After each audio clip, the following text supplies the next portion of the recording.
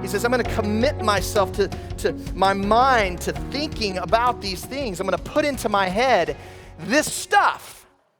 My thoughts are going to be for the holiness and the greatness and the majesty of God, not to the baseless things of this world, but to Him. Now, there's a reason he talks about his thoughts and then he talks about his walk, because our thoughts always lead us to action. Jerry Bridges, in his book, Pursuit of Holiness, he described it this way. He said, holiness begins in our minds and works out in our actions. And then he goes on in the chapter to describe the things that we often put into our mind. We forget about the stuff that we're interjecting into our mind, and yet we want to stay right with God. We want to stay in a place of walking in His presence and abiding in His light. But we forget the importance of what we're putting into our minds and into our heads. And I think about this all the time. Me and Jolene, as we were talking through this text a little bit this week, we were convicted about our phones. Does anybody else ever get convicted about your phone? Why does the phone convict me so much? I don't know. I've actually had other sermons where I've talked about my conviction. That's right. No, leave it there.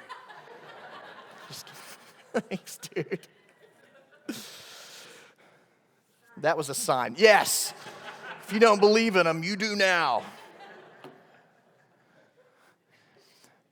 I don't know why, but I think the reason the phone convicts me so much is that, as me and Jolene were talking about this, is because of the wasted time. That I feel like I waste so much of my time. And more than that, it's I'm not wasting my time on anything of value. I'm looking at the internet. I'm reading the news. Looking at social media. Playing a game. And we forget about this stuff. We forget that what we're putting into our head has an effect on our soul. A spiritual effect. The Bible says in 2 Corinthians 10, and read this with me, church, this is important. It says, for though we walk in the flesh, we are not waging war according to the flesh. For the weapons of our warfare are not the flesh, but have divine power to destroy strongholds. This is a spiritual war.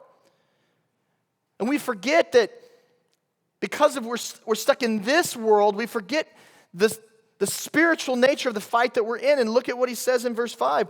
He says, we destroy arguments and every lofty opinion raised up against the knowledge of God and take every thought captive to the obedience or to obey Christ.